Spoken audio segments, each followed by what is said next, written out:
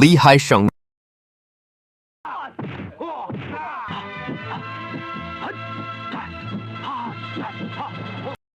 梁小龙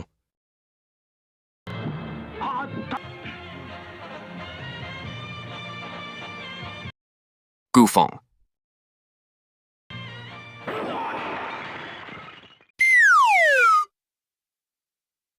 If being a Bruce Lee lookalike is the goal, Bruce Leung doesn't quite stand out.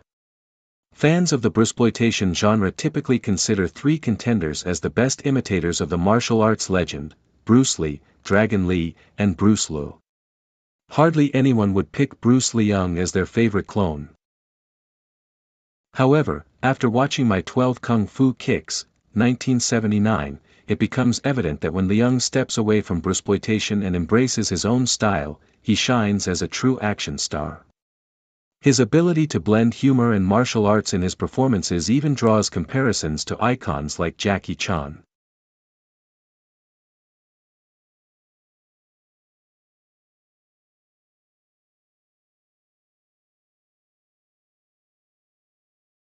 My Kung Fu 12 Kicks, also known as the 12 Kicks of Tam Tui or Les 12 Secrets du Kung Fu, is a Hong Kong martial arts film directed by Lee Tso Nam and starring Bruce Leung Shulung. Released in 1979, this kung fu comedy is a classic example of martial arts cinema from the era, with a focus on dynamic choreography, slapstick humor, and a simple yet effective narrative.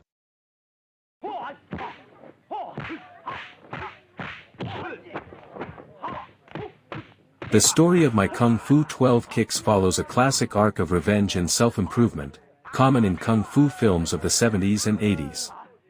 Three kung fu masters are defeated and humiliated by a formidable villain, Kwai, known as Iron Skin, played by Li Huisang.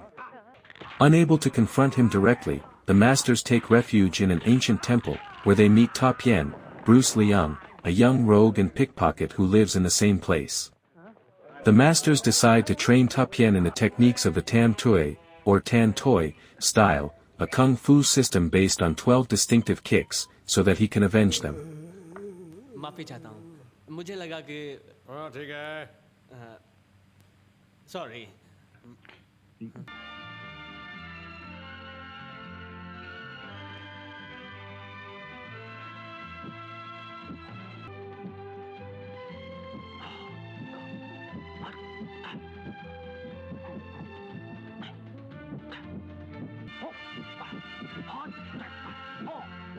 As Ta Pian develops his skills, he discovers that his roommate also knows secrets of the style, leading him to perfect his technique and face the villain in an action-packed climax.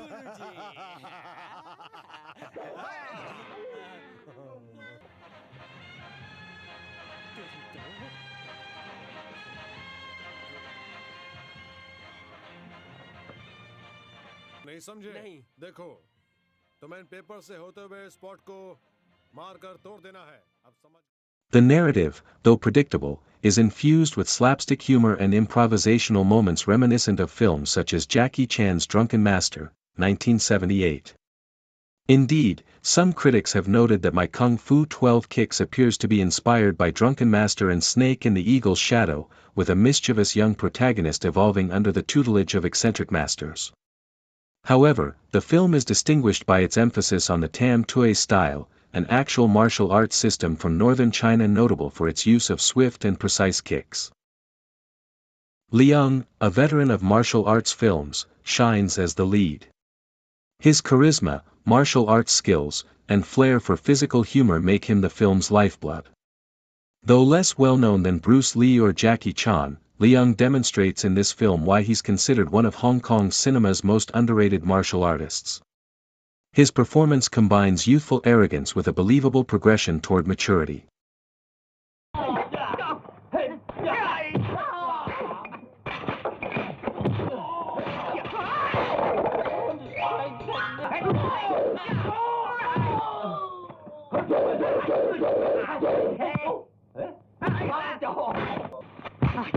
As the antagonist, Li Huisang offers an intimidating presence, his performance solid, if somewhat one-dimensional, typical of villains of the time.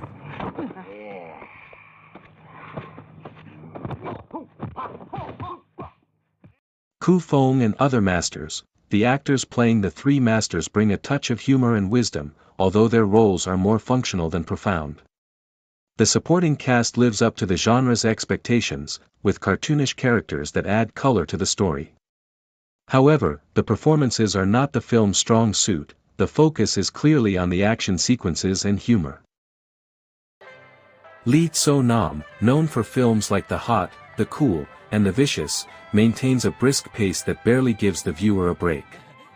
The film runs approximately 90 minutes, and while some critics have noted that the initial build-up can feel slow, the training sequences and final fights more than make up for it. The direction is effective in highlighting Leung's skills and fight choreography. The fight sequences are the heart of My Kung Fu 12 Kicks. The choreography, centered on the Tam Tui style, is impressive for its time, with fluid kicks and combinations that showcase Bruce Leung's prowess. The training scenes, where Ta Pian learns the 12 kicks, are particularly memorable, combining humor with technical demonstrations.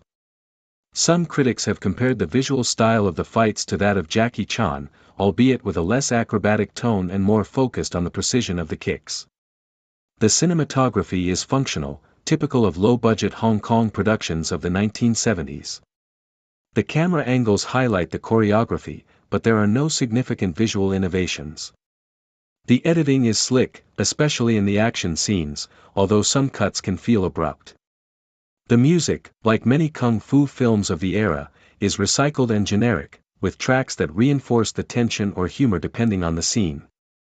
It's not particularly memorable, but it serves its purpose.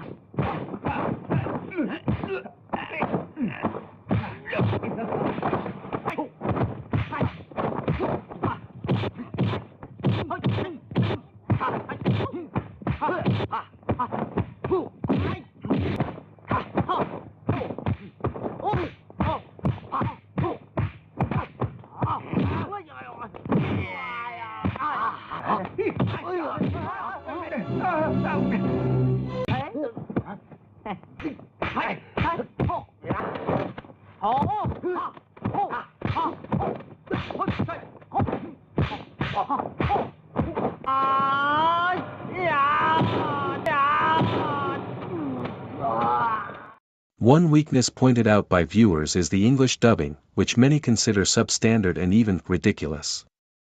Dubbed versions often lose nuances of the original humor, and some fans have expressed a desire for a restoration with Cantonese audio and accurate subtitles. This problem is common in kung fu films distributed in the West during that era. My Kung Fu 12 Kicks combines traditional elements of martial arts cinema with a lighter, comedic approach, influenced by the success of films like Drunken Master.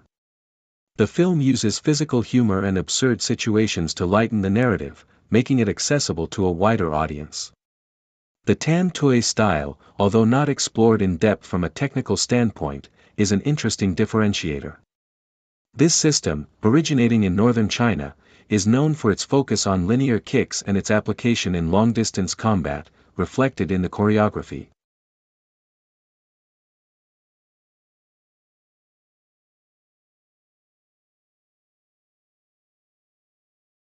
My Kung Fu 12 Kicks is representative of the explosion of kung fu cinema in Hong Kong during the 1970s, a period when Shaw Brothers and Golden Harvest Studios dominated the genre. Although a lower-budget independent production, it reflects the creativity and ingenuity of filmmakers at the time in maximizing limited resources.